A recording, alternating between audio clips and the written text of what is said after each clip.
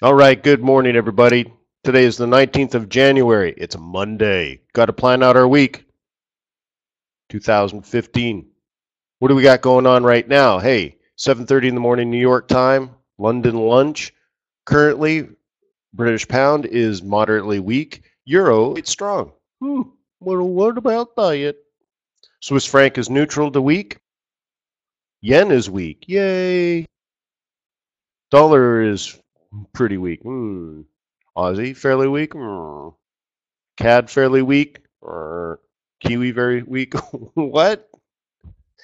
Wow, that's crazy. Euro strongest. Well, let's plan out our week. We got a commitment of traders report to do, and we have to plan out the calendar as far as risk events are concerned. So let's go in. There's no time like right now.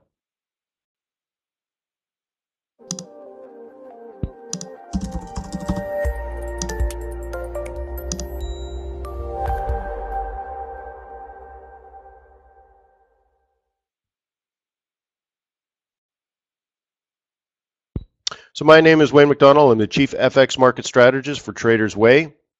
I'm here to help. Please ask questions. Questions are encouraged. Mondays are pretty packed, however, because we got to go through the fundamental side, plan out the week.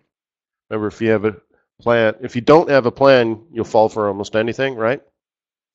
The big news event, obviously, you should already have on your calendars the 22nd, which is the ECB meeting. Let's go back in history very quickly. And just a couple of weeks ago, the European Central Bank requested additional powers so that they could do quantitative easing. Then the staff at the ECB drew up plans for a 500 billion euro quantitative easing, along with the support and help of other sovereign central banks within the European Union. And then the courts then made a decision on the request for further powers, and those powers were granted. And now on the 22nd, the ECB is going to meet, have a press conference, and this is where they would announce a new central bank policy. And it's widely expected that the ECB will announce quantitative easing. In the past, what the ECB does is they say, hey, we announced today that in 6 months we're going to do something, which is already like, what, 2 years behind? It's like, why wouldn't you start immediately? But the market expects the announcement to be at this meeting. I think they're going to say, we're going to do quantitative easing, finally, in September. Doesn't make sense to me, but that's sort of the modus operandi of the European Union. And also, in true European style, 500 billion is not nearly enough. So they're finally doing the proper thing, right? Instead of ensuring everybody's equally poor, they decided, well, maybe we should follow, what the Americans are doing and create inflation. And so anyways, it's not going to be enough. I mean, let's put it this way. The European Union's on par with the United States and China, let's say. There's more people in the European Union than in the United States, yada, yada, yada. But it's a big economy, right? 500 billion is way short of the United States. 500 billion is way short of China. So it's probably not going to be enough. So I'm already thinking QE2. Probably QE3. Hey, the upside of that is there's a long ways to go for the euro. I'm not making a call here, but don't be shocked if we're looking at 75. Hey, we were at 140, and you find it hard to believe we're at 118. Well, wait till we're at 75. I was trading the euro when we crossed parity, and I remember the minute that the euro became more value than the U.S. dollar. So I've been on this trip a long time, baby. It's been interesting. So that's the big one. Let's go to the calendar. Let's thin the herd here. 3 stars only, because that's the way I roll. Okay, Chinese GDP, you think that one's important? Yeah. So out of China, I like things like central banking policy announcements. The typical situation for China is that they adjust the RRR, otherwise known as the required ratio, right? Reserve requirement ratio. They don't touch the interest rate as much as other central banks around the world. But Chinese industrial production, Chinese GDP, these are the events you should be watching very closely when it comes to foreign currency trading. And these numbers come out during the Asian session, and they often move the Asian currencies more than other currencies. So if I were me, I would be watching things like the Australian dollar, maybe Aussie yen, for example. Okay. So put that on your calendar. That's tradable. Okay. That's tradable and it's coming up. A few hours before that, you got some Kiwi news. So if you're going to trade Asia, might as well, put it all together. But they are several hours apart. I would say the Chinese GDP is way more important. So, for example, a significant number, very good or very bad, will affect the U.S. stock market later in the day.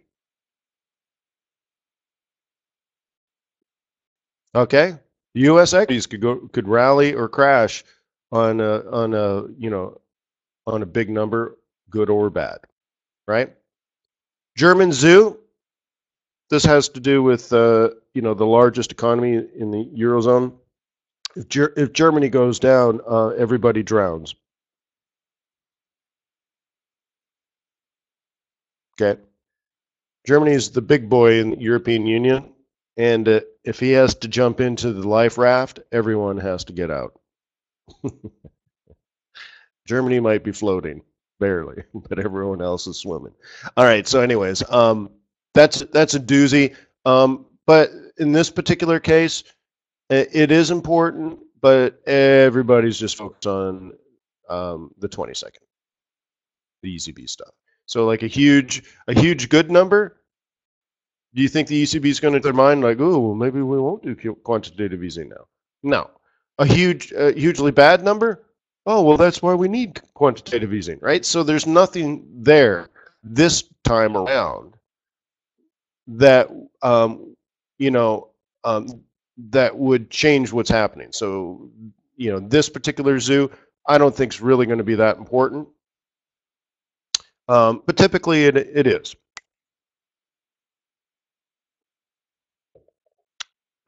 Okay, typically it is. I would have it on your radar screen. Okay, now since we're let me just keep going. All right, fine. Kiwi CPI. Yeah, fine, especially if you got exposure to the Kiwi. Okay. It's interesting because that's Wednesday, right? We're already Wednesday. Tuesday, which is the 20th, it's not even on the calendar here. You should get the dairy auction numbers. You guys trade the dairy auctions? Yeah, what is it? It's about what? 9:30, 9:45 New York time, something like that. I don't know, I'm just guessing. The dairy numbers come out for global demand for dairy products. And if it's a big number, good or bad, you will see the Kiwi dollar spike way more than everybody else because their largest export are dairy products. And the auction's very interesting because there's like milk and cream and cheese and powdered milk and all these different products are all auctioned. And you get like the global price for these dairy products. Kiwi dollar is the one that moves.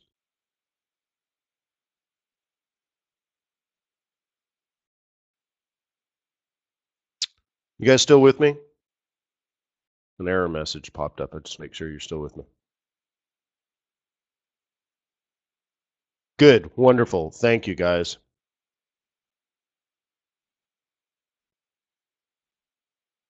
All right.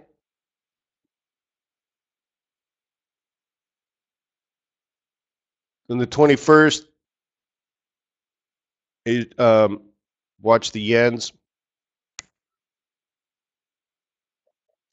I think the big news later that day is going to be out of the UK. So by Wednesday, well, let's put it this way: you should expect the British pound to move a lot on Wednesday. So maybe you start setting up and trading it on Tuesday.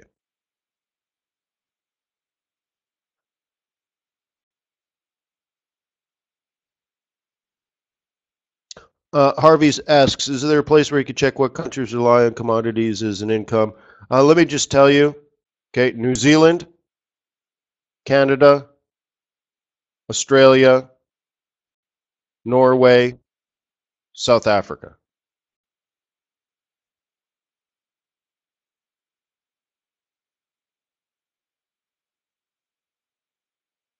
You're welcome. Okay. So anyways, maybe on Tuesday you throw down some trades, jam your stop, and let it run into Wednesday's news. Okay. Oh, my pleasure, Harvey. What's the other question? Oh, okay, that's good. All right. So that's going to be the big news. Big news. British pound. And then you get like building permits, housing starts of the United States. Yawn. Okay. We're on a trend. Everybody knows that the trend is slowly fine. Everything's okay. Don't expect huge good numbers. Don't expect huge bad numbers. So they're important numbers, but they're not going to produce a big scalping event, or they're not going to change central banking policy, or will they reverse direction of a currency market? So whatever. Good if you're an economist. As a trader, probably not going to be your bread and butter. But the UK stuff before it, yeah. What you should be trading on the 21st when you get to North American times would be the kitty cat. Look at all this stuff, man. Look at all, just amazing, right? We're going to get UK central banking. Then we're going to get Canadian central banking. Then we're going to get European central banking. Like just boom, boom, boom, boom. These are big events. Those are the big ones, guys. So by the 21st, really, you start the day with the British pound, you end the day with the Canadian dollar, right? Then now on to the 22nd, ECB. I mean, do you think, weekly jobless claims is going to overshadow the ECB? Oops. Hang on. What did I do? What did I do? Don't do that. I told you not to do that. Oops. Come on. Okay. So anyway, so the ECB, that's going to just be the doozy. And then Friday, PMI starts coming out, right? Chinese PMI, that will be interesting because we want to see inflation or not inflation, right? French, nah. German, I mean, everything's overshadowed at that point. UK retail sales, yeah, you know what? That'll be another interesting one on Friday. And then, of course, kitty cat again, right? Retail sales and CPI. There's your week, my friend. Okay? So in summary, start with the Aussie, then move to the British pound, then move to the Canadian dollar. Euro is the big event. And back to Aussie, back to pound, back to CAD. Okay? There's your week. Okay, commitment of traders report. Let me get my drawing tool going. I thought I didn't. So give me a few seconds here. Commitment of traders report. These are reports of large positions. Okay, large positions must be reported to the Commodity Futures Trading Commission. These are the positions as of Tuesday of last week. This data is released on Friday.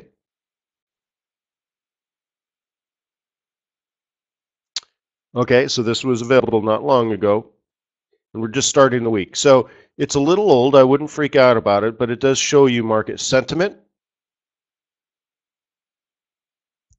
Okay.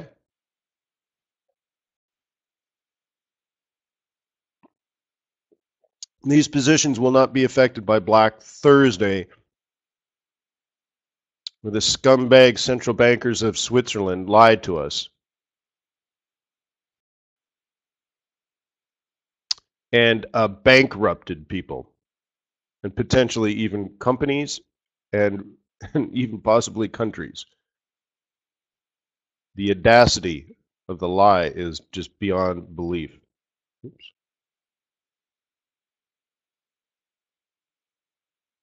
Sorry, I was trying to change the page size and it changed the room size.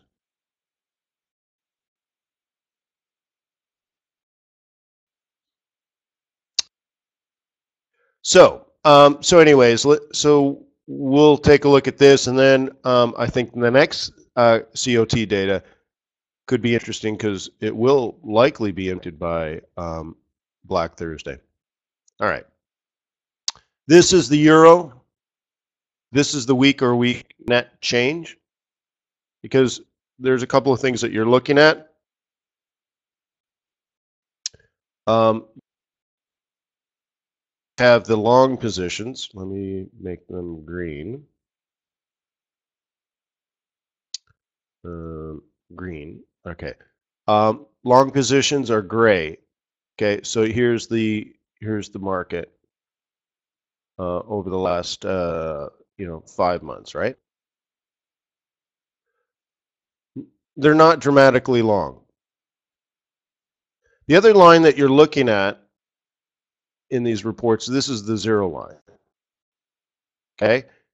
Numbers above that line are positive. Numbers below that line are negative as far as positions. So there are bulls in the market. There's not many of them. They're just above the water line. And they did slightly, just barely add to their positions.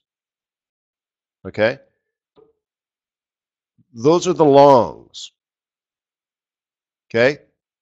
And these are the short. These are people short. So so you can see the distance from the water line is much greater. So there's way more people short. And then over the last 2 or 3 or 4 weeks, there's significantly more people short. That would create a down move in the net position. Okay?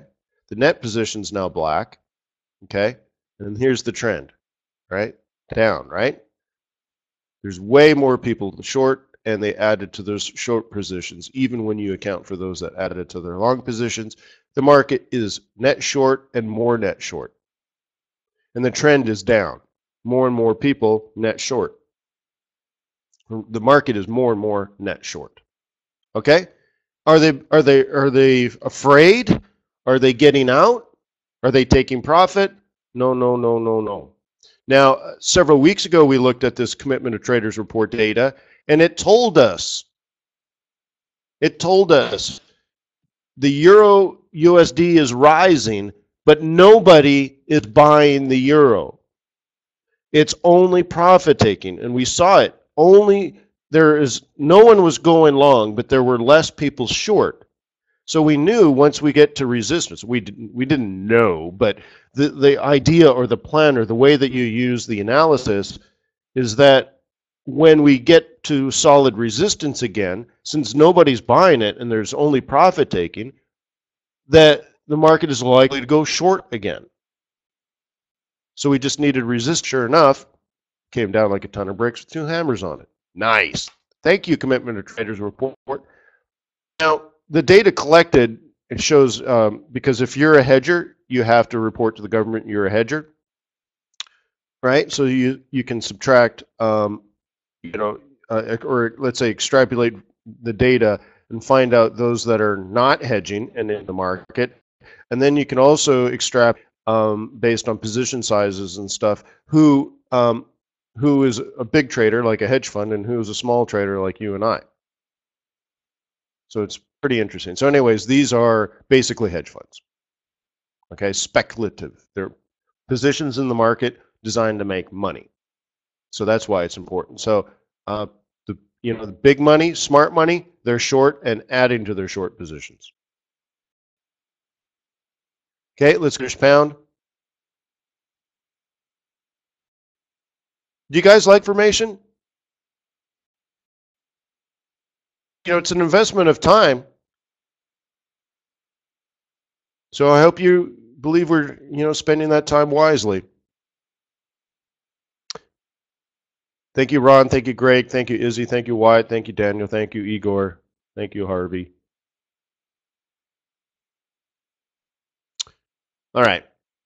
Boom. All right. So British pound net short. Okay, moderately net short, but dramatically adding to the short positions. Okay, we're not that far from the water line. Okay, we were above. And then down, down, down to the water line, which means, the same amount of bulls and bears, so neutral, right? But all of a sudden, a dramatic move to the downside, slight recovery, and then dramatic move to the downside again. Okay? Check it out. There are some bullish positions in the market, not many, and they did add to those positions.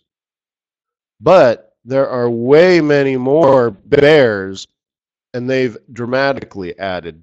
Okay? So that's 2 weeks right here. 1, 2, right? Like dramatic increase in shorts in the market and just a little tiny little tick for the longs. Therefore, pound is crashing. As far as money in the market, this is not opinion, this is not sentiment, that's money in the market. Okay?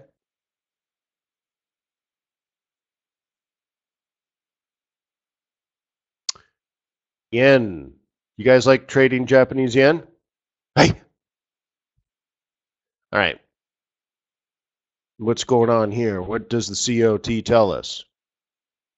Okay. Let's see who's short Japanese yen. Well, we were way up here and we came down. Okay.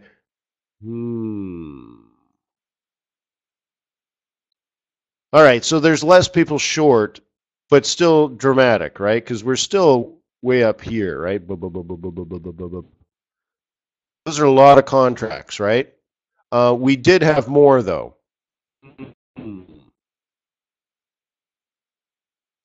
So do you want to know if the yen strength is a reversal in trend or a retracement in trend? Would that information help you?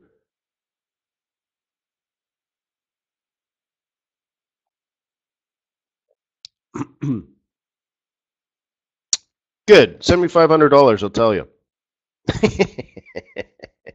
Hey, you need to learn how to be independent, right? So you don't have to rely on somebody else, right? The data is available. You have the same data as everybody else. So your alpha, your ability to outsmart the market, is to be able to interpret the data wisely. That's why I'm here, because I care about you. I want you to be independent. I don't want you to think, oh, what would Wayne do? Or what would this other guy do? Or what if I got this service or that service? No, I want you to be independent so you can take care of you and your family and your loved ones on your own terms, when you want, how you want. All right, so I'm looking at this data. I have to interpret it because I have to take care of myself too. All right? So I know the red line is priced, by the way, in US dollars. So that's the USD yen, the red price, okay? What we're looking at here is this. This is about a month and a half worth of data, okay? Down, down, down, down, down, down, slightly down, okay? So we're still way above the water line. So those are all sell positions. So there's lots of people selling. Okay, now you might look at it and say, well, it's above the line, so why isn't it, but they're selling, why isn't it below the line? No, these are short contracts. So there's lots of short contracts. There's a lot less than there used to be, but they're still significant. Okay? Okay, look when we were here, look what happened when changed. All right, when when when the market started adding short positions, the USD yen, this is the red line, skyrocketed. Okay, when traders were getting out of these yen positions, they're still short, but there's a lot less short positions. They actually cashed out. That's why the number of contracts, and you could see for about 3 or 4 weeks, maybe a month, we had a dip in the price of the USD yen. And then as soon as they added to contracts again, the USD yen skyrocketed because they were shorting the Japanese yen. That's how you use this, right? So we're in this situation now again where we've had this big dip. Is it a reversal or a retracement? Well, look at this. These are the long positions. Now that's long people buying Japanese yen futures over the last couple of months. Looking at that data, do you say that traders are adding to their long positions? Is the market large institutional speculative investors, are they buying Japanese yen futures? Igor says no. Nuno says no. Anybody else? Harvey says no. Daniel says no. There's actually less people long. Less market participants long. So the Japanese strength just seems to be market participants exiting their short positions, but it doesn't seem to be that anyone's actually buying Japanese yen. Hey, that could be important.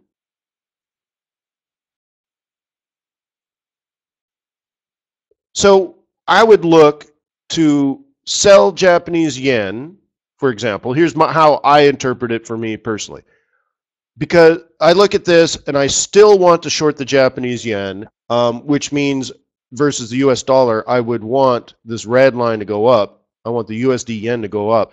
So I would start at hardcore support that even a blind person can see. So I'm going to look at like pivot clusters around, let's say, big psychological levels. 115.000, 116.000, 117.000. Try to line them up. Look for reversal patterns on short time frames, right? Long the cash market, buy the USD Japanese yen, and then short using binaries. So put a binary option short in case I'm wrong. It'll pay for 40% of my loss, cash market long. And but if I'm right, it's cheap insurance, and now I'm in the proper trend on the long term, and I could stay long USD Japanese yen for at least a year. If I were me, that's what I would do.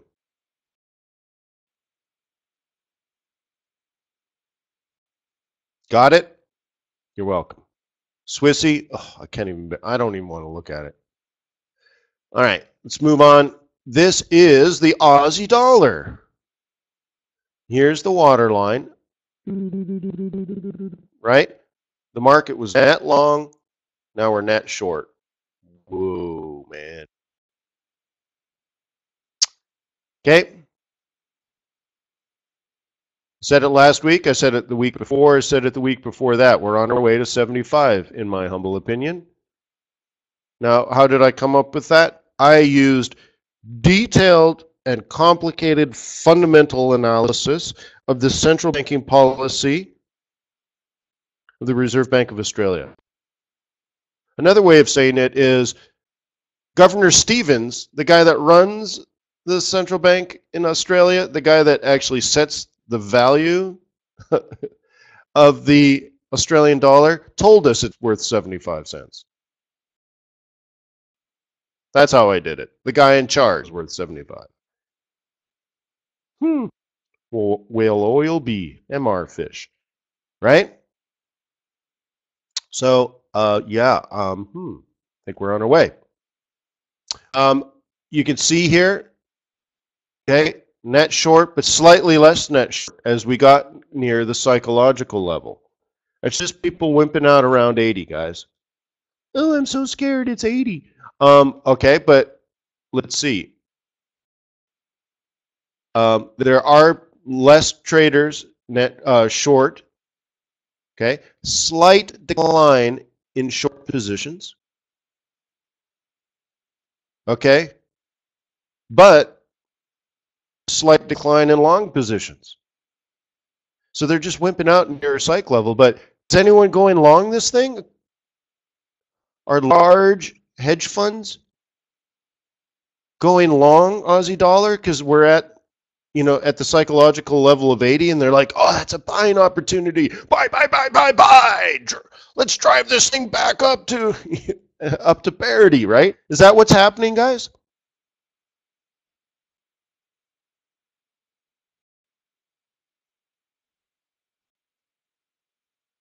Daniel says no.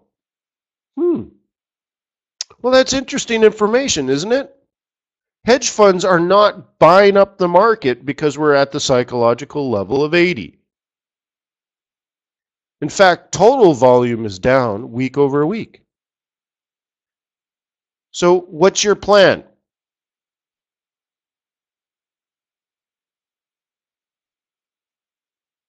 How about sell rallies?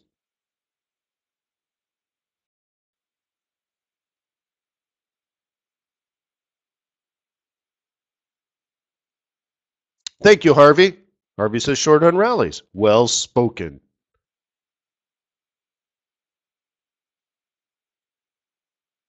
Is anybody writing this stuff?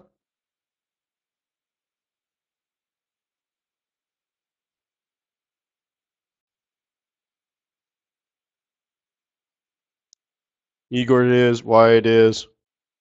Harvey, yes, definitely. Izzy, Ron, everyone's writing it down. Well, I'm glad you like this information. Trader's Way is into your success and into your future as a foreign exchange trader. Hopefully I'm teaching you, not just telling you. You're developing real skills so you can be an independent trader. Be real appreciated if you open an account as a way of saying thank you. Think about it. All right, let's move on to the next one. Kiwi.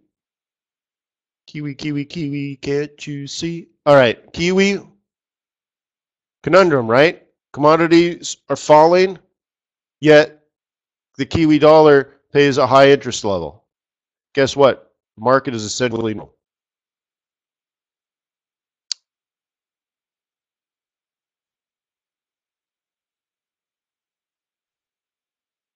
Interesting, huh? You see the water line? Okay, the way I read this, if the yens weaken and the longer term trends start to continue, Kiwi's going to be the first one to go long. Kiwi yen, for example. Okay? Because the market's not net short Kiwi.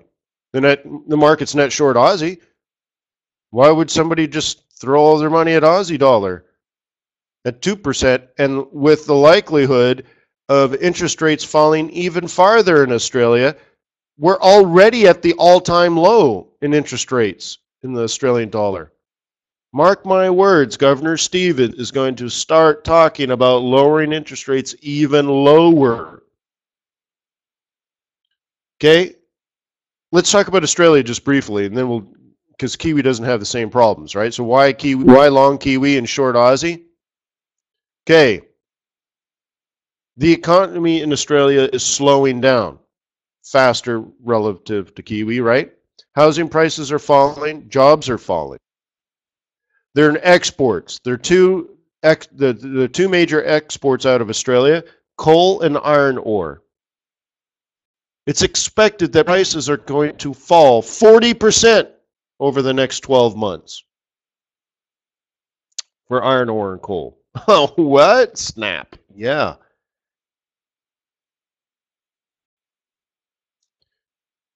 So the net worth of the country of Australia is going to fall dramatically, is how I interpret the data.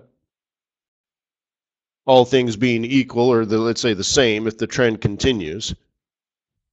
Unless, you get a massive stimulus package out of China, larger than the stimulus, that the ECB is thinking about maybe doing someday, right? It's just not cards right now. So the economy in Australia should continue to weaken. And just like every other central bank over the last 10 years, it seems that Australia actually wants the value of the Australian dollar to come down. When the Australian dollar was worth 92 cents, the RBA said it was worth 80 cents. No, was it? Yeah, right? When it was at 92, he said 80. Then we get to 80 and he says 75. Or was it 85? Boy, I'm getting too old. That seems like a million years ago. No, we were at 92 and he said 85. That's right. He said when we were at 92, he says it's only worth 85. So, it drops hundreds and hundreds and hundreds and hundreds and hundreds of pips. Thank you, Australia. Banked it, right? Then when we're at 85, he says it's worth 75. Good. So along the way to help, they may actually lower interest rates even further. They've never been lower than 2%, but maybe 1.5 in a year or so. So who knows? We could be on our way to 65. We'll see. But that's the trend. Does New Zealand have that? No, they don't have exposure to China like Australia does. Because guess who buys their coal and iron ore?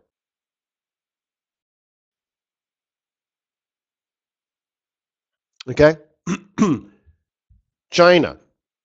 Why is China having trouble? Because they're exposed to the Eurozone, their largest trading partner.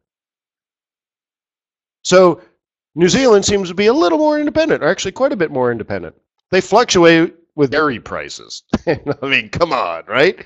So, hey, they're independent, stable country, interest rates at 3%, they're not likely to come down, they're not likely to go up. But so long story short, if the Japanese yen trade resumes, I might look to be long first. One, it's a lot less bearish than everybody else. And two, the interest rate differential is actually higher. 3% versus Aussie's 2%, plus Australia is probably going to lower less than 2%. So the presumed trend here would be, I'd much rather be a bull on Kiwi than Aussie. And wrap the sucker up with the kitty cat. All right, if you want to buy kitty cat, you probably should look for a stabilization in oil prices.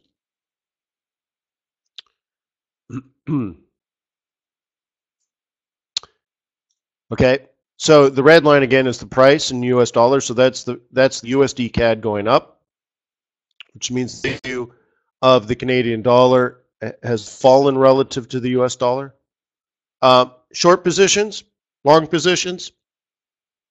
The market is slightly more short and slightly less long, but price has dramatically changed. Could be a lot of dollar strength there, US dollar strength. Slight increase in weakness, but I wouldn't say it's dramatic. Okay? So it's almost like, you can't call it neutral, right? Just there's I mean, just the tiniest increase in short positions, and then, a reasonable less amount of people long, but not dramatic in any stretch of the word. So this, you would think, based on this, if the US dollar was neutral, the USD CAD would just be slightly higher. Well, it's dramatically higher. So a lot of that is, most of that I read as US dollar strength. So sort of neutral in the kitty cat, neutral on the Kiwi. So, a CAD yen long to me would be a lot better than a USD CAD short, because that I look at that and see US dollar strength much more than Canadian dollar weakness. Okay?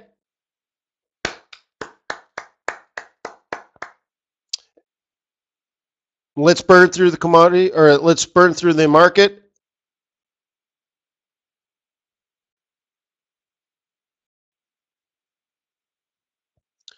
And we'll get this done.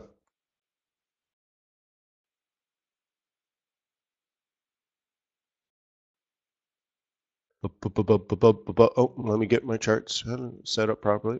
Boop. All right, let's go around the world. This is a quick one, then we'll wrap it up. Got to post the video. Tomorrow we'll work on the market much more technically.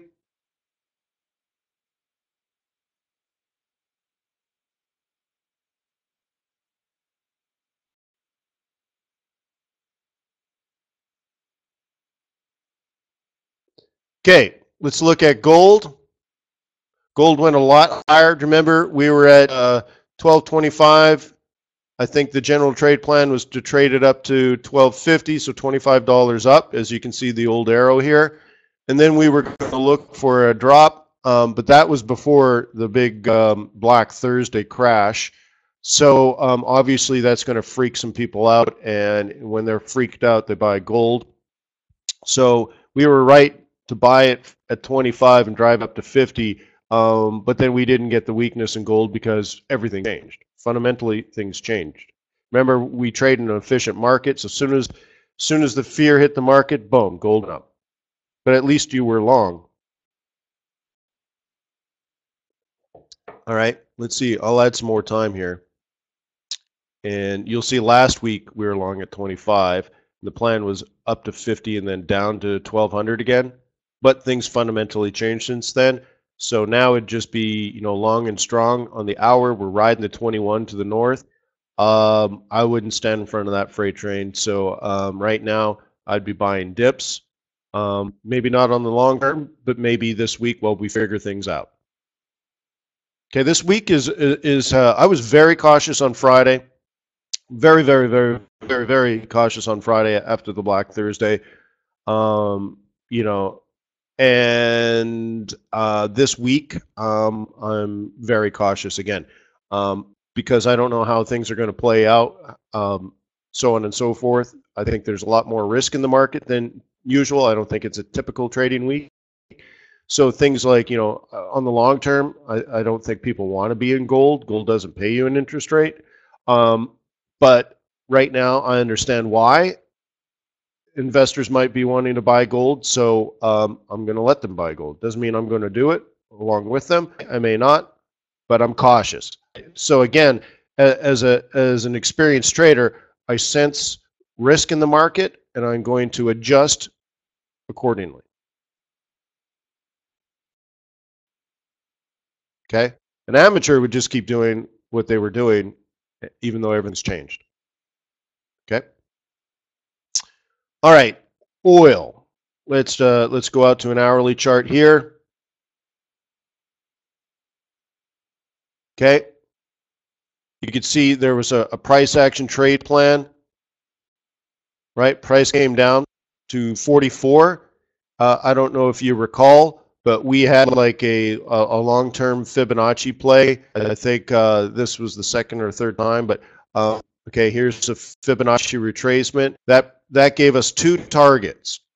Okay, so I think the plan was short at 50, and we had two targets based on using Fibonacci. This was a 382, so it predicted a 1618. A 1618, I believe, was 4250. The 1382, which is the conservative target, was right here at 44. So the plan was to short at 50, which was a fib. Obviously, it worked. First target 44, which is 1382. The second one was 4250. Oops. Right, which was the 1618. And well, we came down to 44 and reversed. Know that yet that we weren't going to hit the target. So the next one was short at the roll reversal, right? short off 47 with a target of 42.50. Okay, it hit it, came down, and 1, 2, 3 the wrong way. Okay, I still think the trend is, but what you might want to do now is adjust. So it seems like we have a top side, and what would you do for a lower side? I guess it here, right? 77. And I'd trade it like that. Okay. Okay. The prevailing trend down. So if I was in, I would say more likely to continue than up. But if it starts creating bigger reversal timeframes on higher fractals, then I'd start looking to buy, CAD yen long for reasons I've already. Okay, so that's crude oil. Let's go back out. You might see the bigger fractal here. So the bigger fractal could be buy oil until we get to $63 and then drop it like it's hot.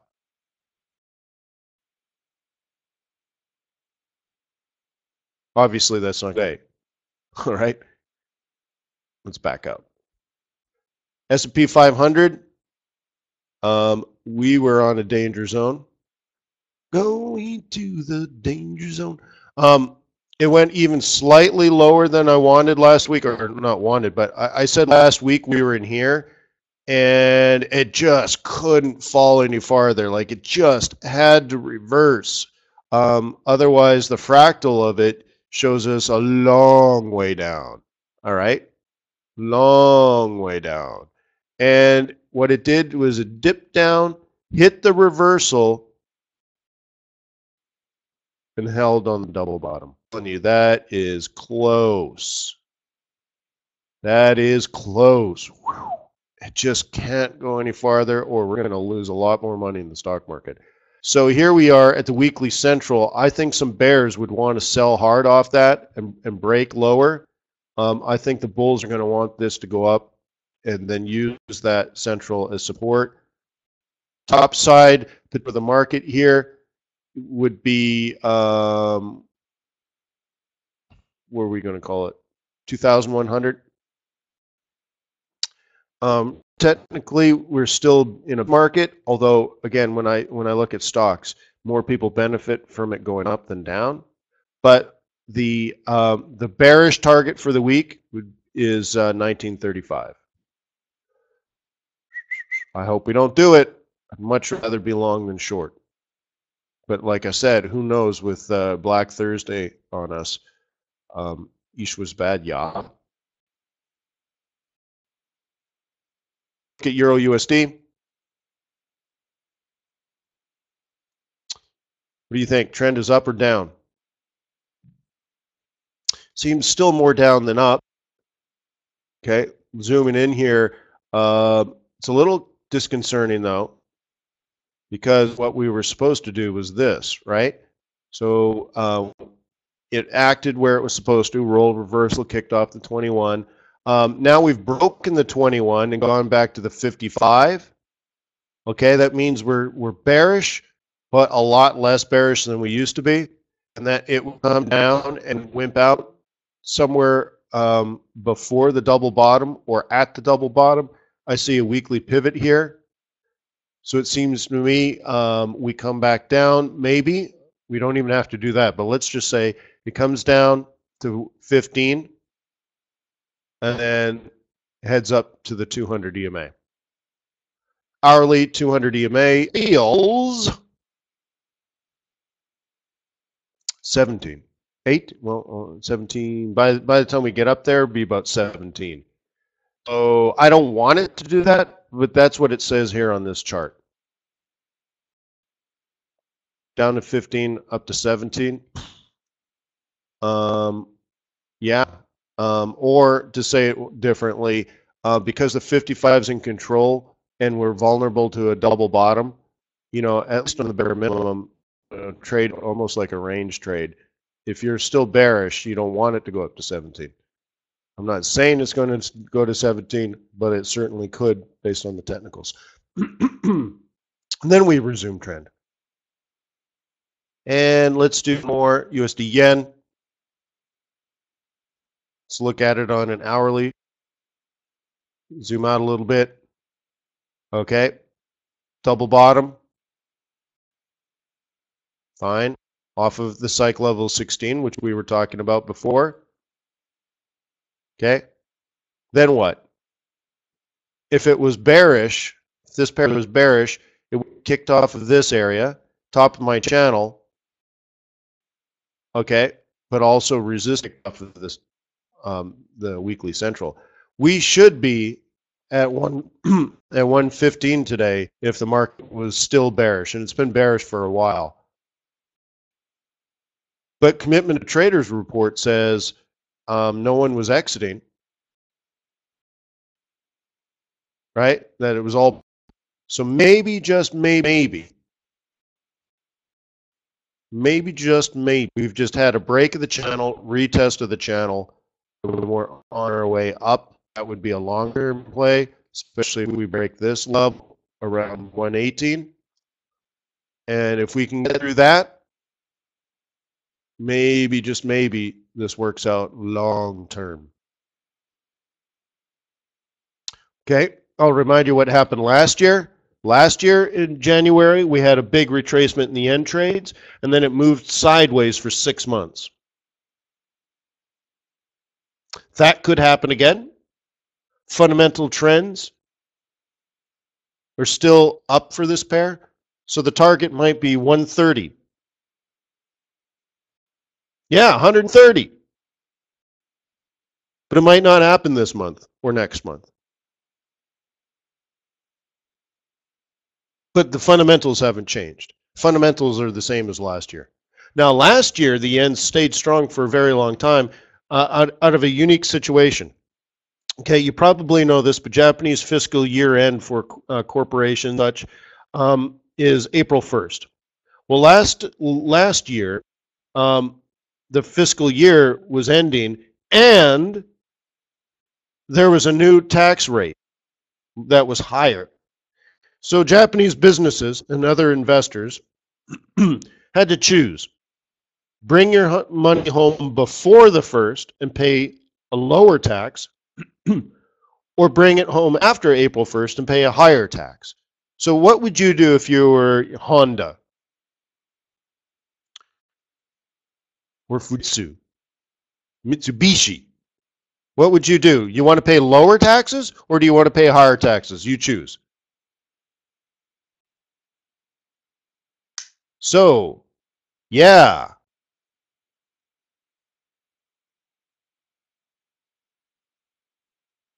So a lot of repatriation happened, and the yen's got strong and stayed strong for a very long time. And I think it's just because those flows just continued and continued and continued and continued, right?